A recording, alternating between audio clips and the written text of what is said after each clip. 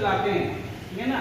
तो हम लोग आज यहाँ पे कैंप लगा रहे हैं कि दिल्ली के अंदर 4 प्रकार की पेंशन दी जाती है। कितने प्रकार की?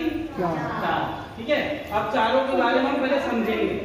ठीक, 4 प्रकार की पेंशन। पहली पेंशन है विधवा पेंशन। कौन सी?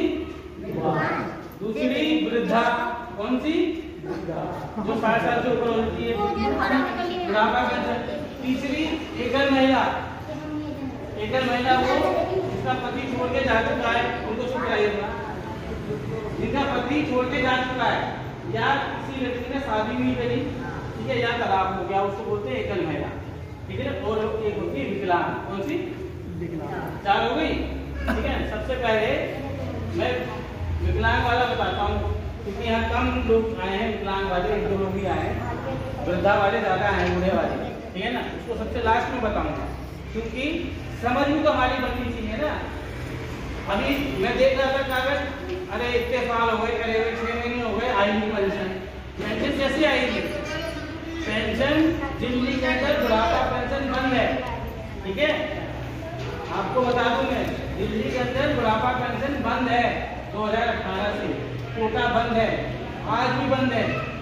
अब हम लोग क्या कर रहे हैं? हम लोग आपकी मदद के लिए आए हैं कि आपके दस्तावेज चेक हो रहे हैं। तो दूसरा ना, हम आपको रजिस्टर कर रहे हैं वेबसाइट पे, जो ई डिस्ट्रिक्ट की जो वेबसाइट है, दिल्ली की डिस्ट्रिक्ट की जो वेबसाइट है ना, जितने भी बूढ़े बुजुर्गों को हम रजिस्टर कर रहे हैं।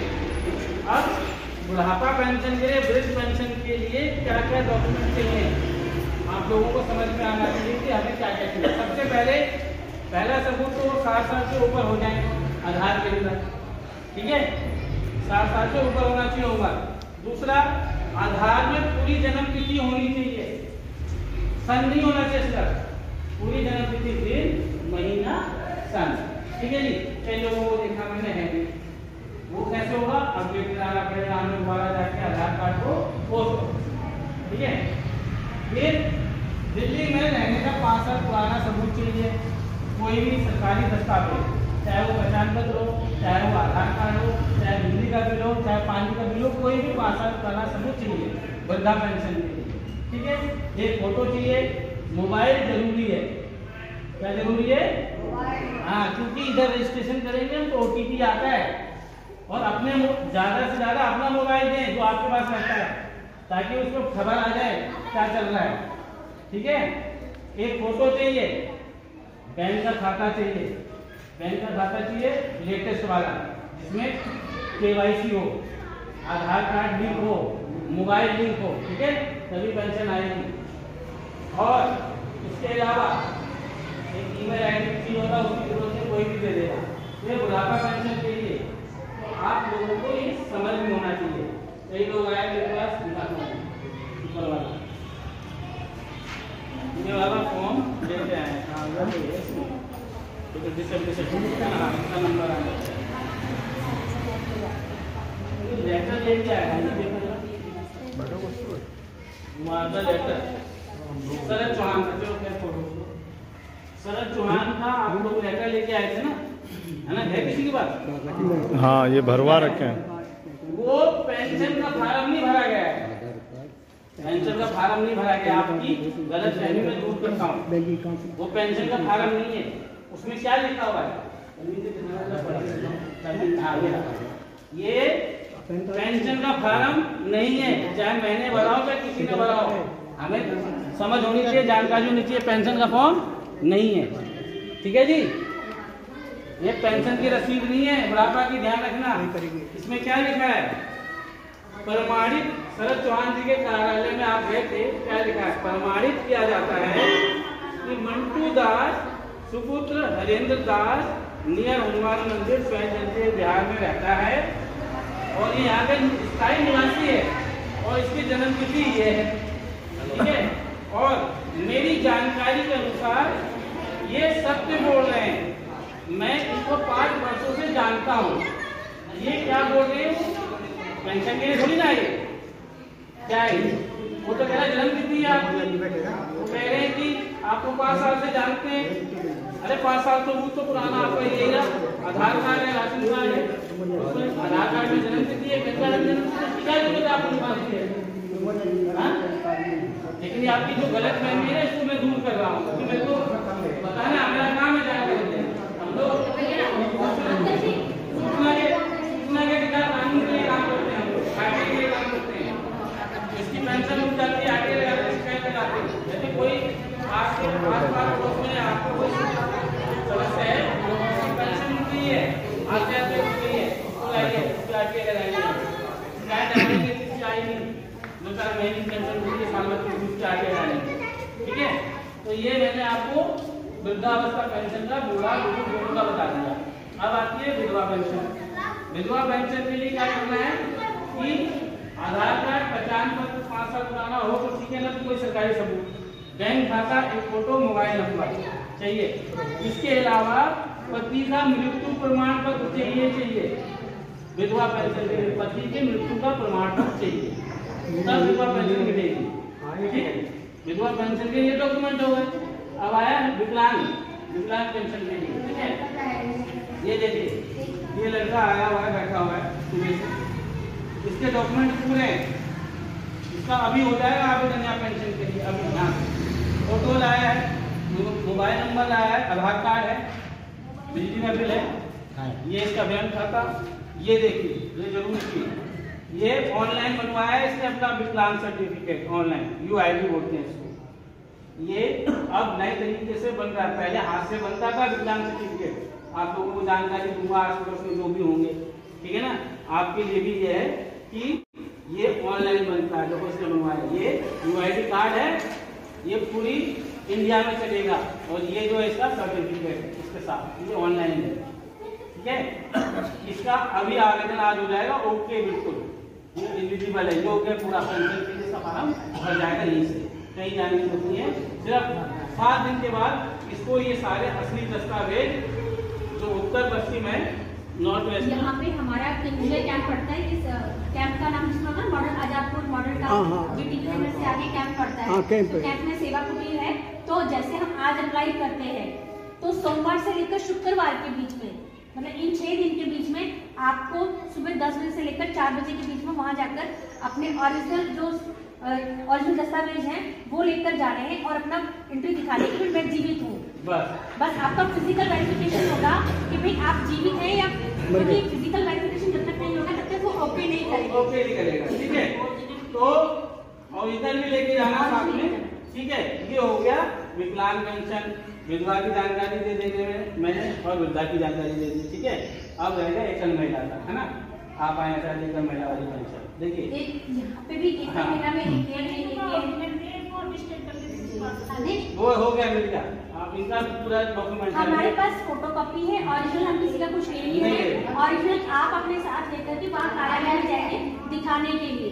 तो कई क्या होता है, कॉपी पेस्ट कर देते हैं कि नाम चेंज कर दिया उस पे, और वो पापा का नाम बदल दिया। तो कॉपी पेस्ट करने की बजाय तो वो क्रॉस चेक करते हैं कि आपने जो डॉक्यूमेंट जमा करे हैं, दिखाए हैं, तो वो सही है कि नहीं है। अगर उसमें कुछ करेक्शन होगा तो वो बता देंगे ये चीज करेक्शन रखेगा, तो वो चीजें वो वहाँ पे बता देते हैं। एक चीज सर, जैसे कि विधवा के बारे में आपने समझाए जो, तो हमने विधवा के बारे में सारे डॉक्यूमेंट्स जाके आपको आज बताए थे, वहाँ जाके बहुत लगा भी करवाने के बाद पेंशन सरकार देती है, एकल महिला को देती है। एकल महिला किसको बोलते हैं?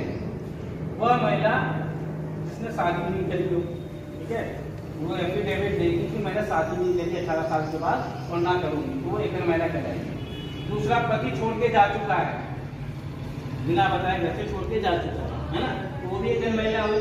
तीसरा, जिसका तलाक हो गया हो, जिसका तलाक हो गया होगा उसका कोर्ट का कागज होगा, है ना।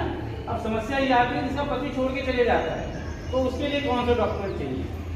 आधार कार्ड, बैंक खाता, फोटो, मोबाइल तो चाहिए, तो सबके लिए है जरूरी। लेकिन जो पति छोड़ के जा चुका है उसके लिए क्या करना होता है? उसके लिए पुलिस में रिपोर्ट दर्ज करानी होती है। क्या करानी होती है?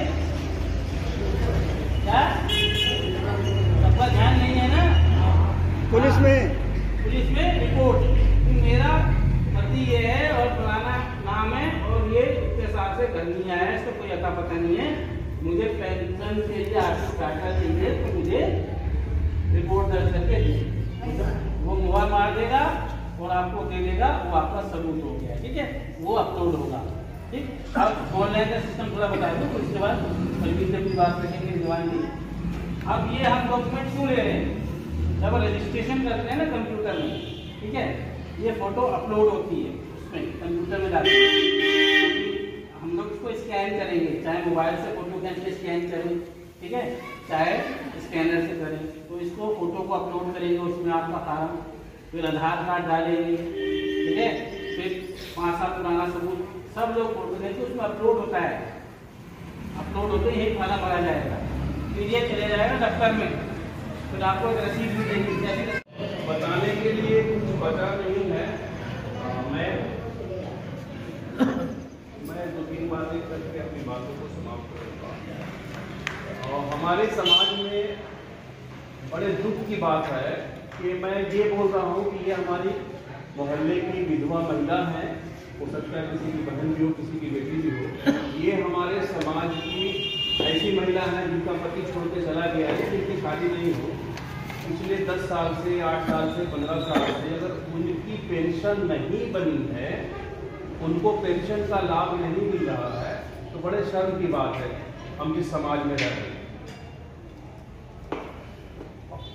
तो ये हमें भी चिंता होनी चाहिए कि हमारे वार्ड में कितनी महिलाएं विधवाएं हैं, हमारे वार्ड में कितनी महिलाएं एकल महिला हैं। बुजुर्गों की पेंशन की तो समस्या अलग है, हर घर में बुजुर्ग मिल जाएंगे, मगर जो एकल महिला है या जो विधवा महिला है, ये हमारी भी जिम्मेदारी होती है कि उससे पूछ करके बात करें तुम्हारे पास क्या क्या कागजात हैं, कौन कौन से कागजात नहीं हैं, उन कागजात को वार्ड सदस्य हैं उनसे मिल करके उसको पूरा करके उसको पूर्ण करके, ताकि उनका जो पेंशन का प्रोसेस है, बहुत सारी महिलाएं का बैंक अकाउंट भी नहीं खुला हुआ है, मैंने खुद देखा बैंक अकाउंट नहीं खुला हुआ है, उनको पेंशन की जरूरत, उन्हें बैंक अकाउंट ही नहीं है।